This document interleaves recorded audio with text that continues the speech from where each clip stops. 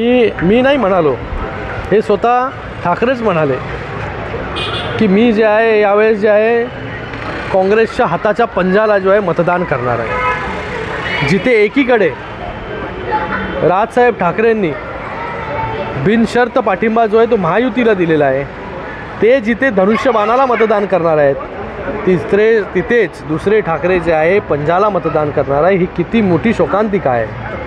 कधी कोणी विचार केला नव्हता की बाळासाहेबांचं नाव घेऊन, हिंदुत्वाचं नाव घेऊन, सावरकरांचं नाव घेऊन ज्यांनी इतके वर्ष जे आहे राजकारण केलं, आज त्यांचे विचार विकण्याचं काम जे आहे हे राहिलेल्या शिल्लक सेनेने केलं, त्यांच्या प्रमुखांनी केलं।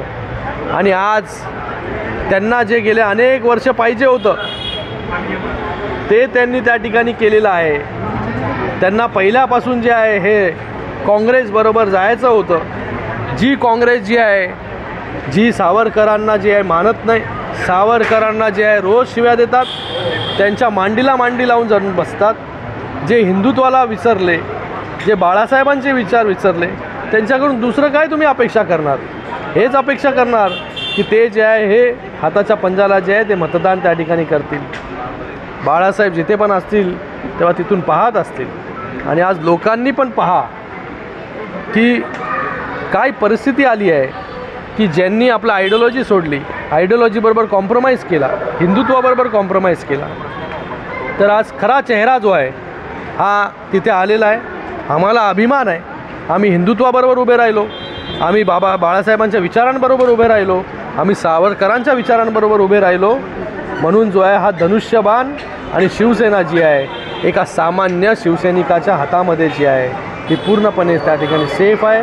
सगळे शिवसैनिक जे आहे हे शिंदे साहेबांबरोबर उभे आहेत आणि येणाऱ्या काळामध्ये जे आहे पूर्णपणे ताकदीने जे आहे हे एकत्रित शिंदे साहेबांबरोबर उभे राहतील। आणि येणाऱ्या 4 तारखेला जेव्हा रिझल्ट येईल तेव्हा खऱ्या शिवसेनेबरोबर कशा प्रकारे लोक मजबूतीने उभे आहेत हे तुम्हाला कळेल। ठळक घडामोडींसाठी देशोन्नती न्यूज चॅनलला सबस्क्राइब करा आणि बेल आयकॉन प्रेस करा।